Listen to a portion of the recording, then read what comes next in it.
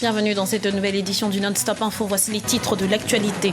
Poursuite exceptionnelle ce lundi du référendum constitutionnel dans un quartier de Bangui, la capitale centrafricaine. Le PK5 a en effet été le théâtre de violences lors du vote de dimanche. Adoption du budget général de l'État pour l'exercice 2016 au Burundi. Les recettes escomptées ont été estimées à un peu plus de 729 millions de dollars. Et puis le chemin de fer reliant le Mali et le Sénégal ne verra pas le jour de sitôt.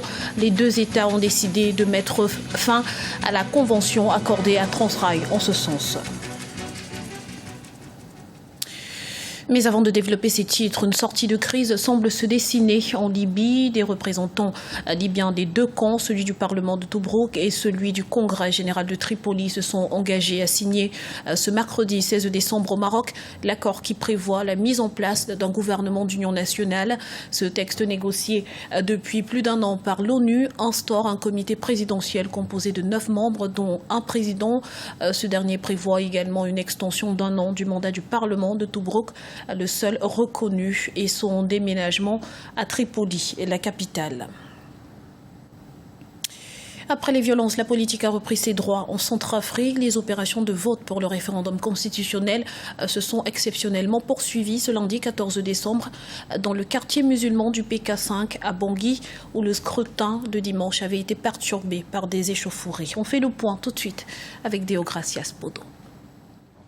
Les électeurs centrafricains nourrissent toujours l'espoir d'un changement à l'issue du référendum constitutionnel. Après le vote de dimanche 13 décembre qui a été marqué par des violences dans certains quartiers de la capitale, le scrutin semble susciter davantage d'inquiétudes. Les autorités ont multiplié les appels au calme et invité les électeurs du quartier musulman du kilomètre 5 qui n'ont pu voter la veille à se rendre aux urnes ce lundi 14 décembre. Le scrutin avait été perturbé dans cette zone par des tirs à l'arme lourde faisant plusieurs victimes. Le kilomètre 5 vit dans l'insécurité.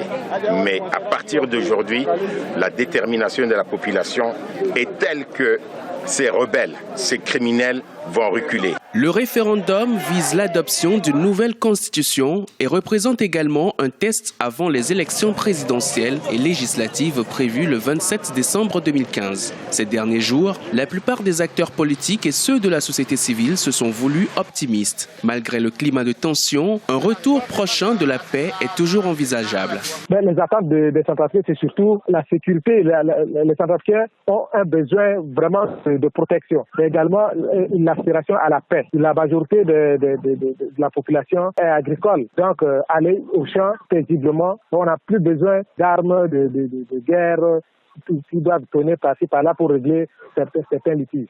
L'autre point d'ordre, c'est surtout cette question de sécurisation des lieux de vote. Ces échéances électorales en Centrafrique, repoussées à plusieurs reprises, sont censées mettre un terme à la transition politique et favoriser un retour à l'ordre constitutionnel. Le gouvernement n'a pas encore réagi après les attaques qui ont émaillé le référendum. La présidente de la transition a plutôt appelé la population à voter massivement pour la nouvelle constitution.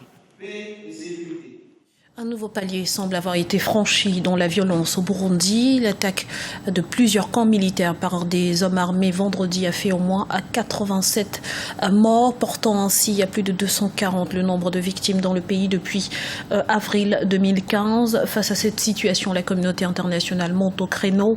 Elle appelle à l'ouverture d'un dialogue avec toutes les parties prenantes au conflit. Et parallèlement, le président Pierre Nkurunziza a tenu son conseil de ministres ce 11 décembre 2015. Objectif, adopter le budget général de l'État pour l'exercice 2016. Et les recettes escomptées ont été estimées à 729,2 millions de dollars. Les précisions de Liselsi Akiziman.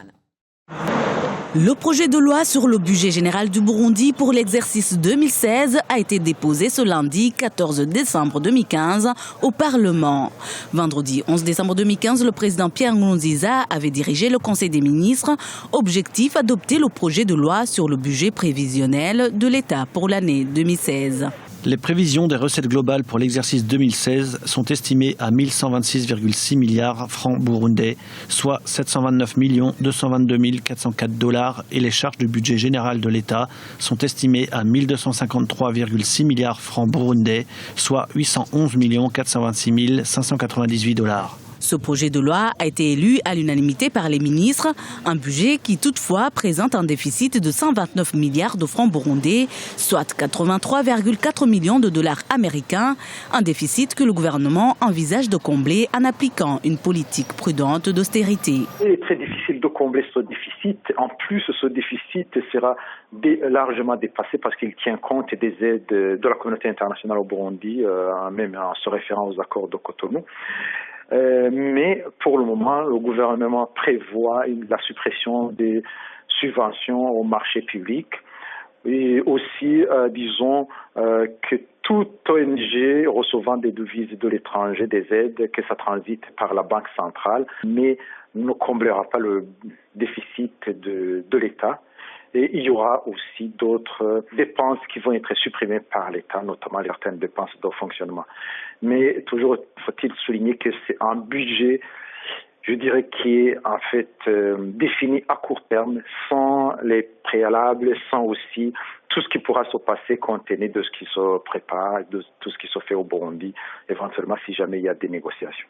Le Burundi traverse en effet depuis avril 2015 une crise politico-sécuritaire qui a entraîné un ralentissement des activités économiques du pays et le gel de la coopération de la part de certains partenaires financiers, notamment internationaux. C'est une décision unilatérale. Le Mali et le Sénégal résilient la concession de Transrail sur la ligne Dakar-Bamako. En cause les nombreuses difficultés que traverse l'entreprise en charge des travaux depuis quelques années. Explication avec Omo Kalsumba. Le 7 décembre 2015, les États du Sénégal et du Mali ont décidé de manière unilatérale de mettre un terme à la convention accordée à la compagnie Transrail sur la liaison Dakar-Bamako. Transrail SA, dont le siège social se trouve à Bamako, est le fruit de la collaboration des gouvernements du Sénégal et du Mali. Les difficultés financières et managériales que traverse cette filiale du groupe Advance seraient à l'origine de cette rupture de contrat, selon des spécialistes. Un projet de cette envergure, partagé entre deux pays, moi je crois qu'il faut qu'on arrête aussi de donner certains projets à des amateurs ou bien à des promoteurs qui n'ont pas les moyens. Il faut absolument que les deux pays se liguent pour quand même mettre les fonds nécessaires et porter ça à un niveau quand même conséquent pour booster en fait leur développement. Transrail SA a beaucoup contribué au commerce entre le Sénégal et le Mali. Le trafic ferroviaire a impacté positivement l'économie des deux pays avec l'échange de nombreux produits artisanaux et alimentaires. Transrail était un trait d'union entre le Sénégal et le Mali, était un vecteur du commerce entre les deux pays, surtout en matière de produits de première nécessité, en matière d'habillement, en matière d'artisanat, ce qui fait qu'effectivement, c'était un levier économique extrêmement important. La société ferroviaire Transrail a cumulé un déficit d'exploitation de 30 milliards de francs CFA pour un niveau d'endettement évalué à 50 milliards de francs CFA pour l'année 2015. L'État du Sénégal avait proposé au mois d'avril que chaque État décaisse 2,5 milliards de francs CFA pour relancer le trafic Dakar-Bamako. Cette proposition n'a malheureusement pas abouti. Il n'aura pas fait long feu au ministère des Finances sud-africain. 4 jours seulement après sa nomination, David Van Rooyen a été remercié par le président Jacob Zuma. Il faut dire que sa désignation avait provoqué des soubresauts sur les marchés. Les précisions de Paul de Singwe. C'est un record dans l'histoire politique de l'Afrique du Sud. En 5 jours, le président Jacob Zuma a remanié 3 fois le ministère des Finances en nommant à chaque fois un nouveau ministre.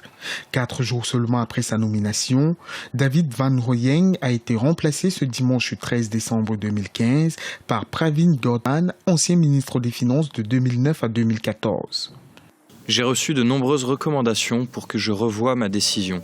En tant que gouvernement démocratique, nous soulignons l'importance d'écouter le peuple et de répondre à ses vues. La nomination de David Van Rooyen avait suscité d'énormes remous au sein de la classe politique sud-africaine. Son arrivée à la tête du ministère des Finances avait également été critiquée par les opérateurs économiques du pays. L'incertitude au ministère des Finances a entraîné la chute du rand, la monnaie sud-africaine qui se situe à son plus bas niveau, soit 16,05 contre $1 américain. Depuis que le président Zuma est aux affaires en Afrique du Sud, la situation économique du pays, bien sûr, on ne le rend pas complètement responsable de ce qui arrive à l'Afrique du Sud, mais la situation économique se dégrade. Il y a la crise justement des mines et on sait tout ce qui s'est passé justement lors de la grande grève des mineurs en Afrique du Sud. Ça c'est un.